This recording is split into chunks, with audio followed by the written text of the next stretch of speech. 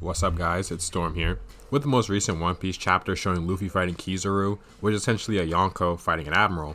I thought it'd be a good idea to discuss this topic. As the title says, I'm going to be talking about why the Admirals don't just leave Marine HQ and try to defeat or capture the Yonko. There are individuals in the community, probably more casual fans, at least in my opinion, who believe that since the Admirals have apprehended a Yonko, even with all three of them, they're unable to defeat a Yonko even in a 1v3. Now, I obviously believe that it's kind of wild to believe that a Yonko could solo all three Admirals at the same time, but this isn't necessarily a Yonko versus Admiral video, but just me informing why the Marines don't take this course of action in the story. Before I start, I do want to say that around 95% of the people that watch my videos are actually not subscribed to the channel, which is a huge gap, so you guys should like and subscribe to the channel if you enjoyed this content. This is a question I hear a lot, and it involves the One Piece world structure, so I have to lay down a bit of groundwork before I really get to the explanation. There are two main reasons as to why these forces don't attack each other. The first is centered around the three great powers, so I'll explain that first. Within the One Piece world, there exist three particular military powers that overwhelm the world.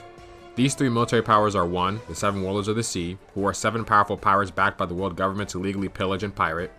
2. The Marines, who operate as a sort of law enforcement on the behalf of the world government.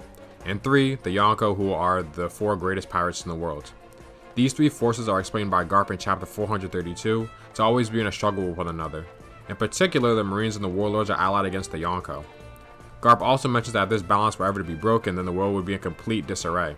This means that all three of them being in a deadlock keeps an uneasy peace for the world, otherwise pirates may overwhelm the entire system. Capturing the Yonko would put the entire world at risk due to the ramifications, but before I get into that, I'm going to quickly show you how important this balance is and the lengths the government goes to in order to defend it. This starts during the Jaya arc. When we see Crocodile's warlord status revoked after his defeat at the hands of Luffy, we see the Gorosei very keen on replacing Crocodile and the warlords in order to keep this balance of three powers, and they even say that its destruction will reverberate throughout the entire world. Later in Thriller Bark, we see Kuma sent by the Gorosei to inform Moria not to lose to Luffy for obviously similar reasons. After Moria is defeated, the world government goes out of its way to try and sweep it under the rug by having everyone on the island killed. It's very much portrayed that this balance the government is referring to is truly important. Now I'll go over what would actually happen if an individual Yonko was taken out, as we've already seen it in the story.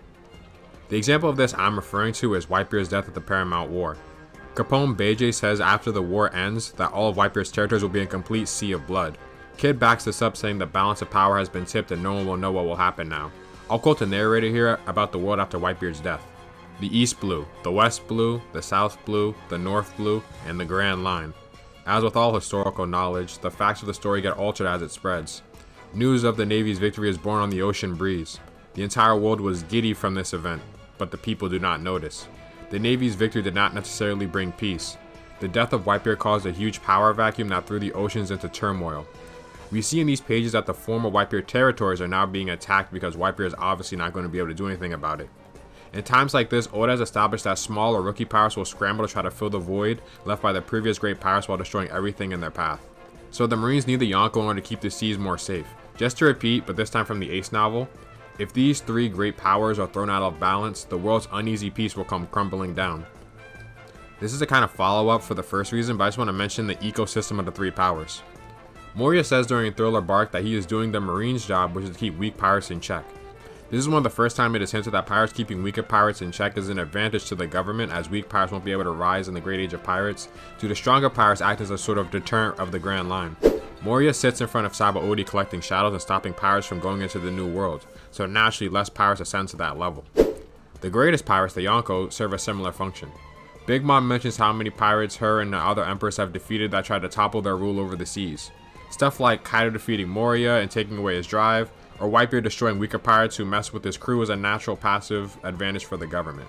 If the Yonko didn't exist or one of them were to fall without being replaced, it would cause big ramifications for the rest of the world, and their existence usually stops more like them from rising up. For example, Shanks and Kaido beating on Kid, or Blackbeard defeating Law. The second reason is the more obvious of the two. Territorial Forces are important things to know as they can stop the Marines from wanting to attack the Yonko. Without sending proper forces, the Marines won't even be able to fight the Yonko. As Law says, the individual crews have no chance of even reaching the actual Yonko captains due to large territories and forces that these pirates hold. So they would have to send out an actual fleet to these pirates' doors in order to apprehend them. Akainu cites Wano's unknown forces as one of the reasons as to why Kizaru can't stop Big Mom and Kaido from meeting one another. Fighting against an organized army that they don't know about would only cause more trouble for the Marines overall. Just fighting against a Yonko's army on their turf will require a ton of resources, like fighting Big Mom in Totland where she can control all the homies freely, for example. Greenbow later says that the Marines never attacked Wano specifically because it was Kaido's territory, and even then Wano has like natural defenses against people entering the country, like the huge waterfall and terrible weather that the Marines would have to get through in order to attack. This is also not including potential consequences the Marines could suffer going after any individual Yonko. A concept exists within the Yonko themselves where they act as deterrents from attacking one another. To quote the Ace novel, "It was a four-way standoff. Each of the four emperors had such great power that it was nearly impossible for any of them to destroy the others. If any of them won such a war, the victory would come at a high price and leave them vulnerable to the remaining emperors." A similar thing to what I just mentioned about the Yonko in the Ace novel is also possible, where Marine HQ gets attacked while a large sum of Marine forces are out to fight this war. This is also a worst case scenario for the Marines, as not only would they have their forces damaged in the war with whatever Yonko they decided to fight, but their HQ could be destroyed in the process. So overall, I think Oda's made it pretty clear why none of these main factions attack each other. It's kind of a complicated answer overall, but I'll try to sum it up. The Marines will require a large amount of resources to even fight one single Yonko and defeat them, and although the Marines are against pirates, it's in their best interest to allow the top dogs among pirates to crush the weaker ones in order to prevent mass panic and destruction.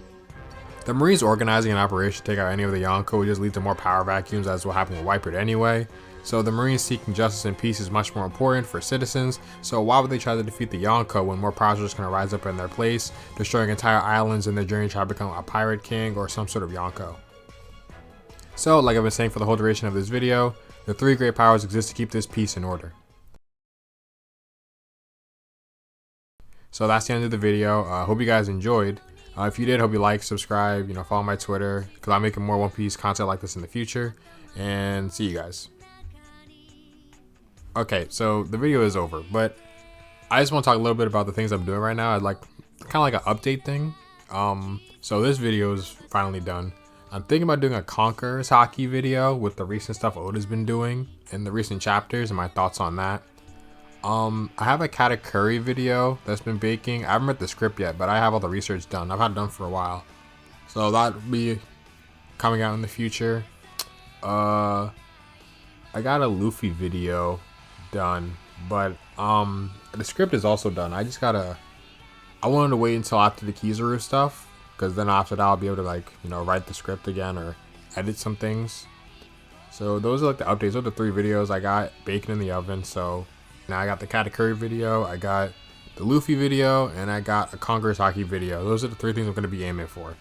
So yeah, now for real, goodbye. Hope you guys enjoyed, and see ya.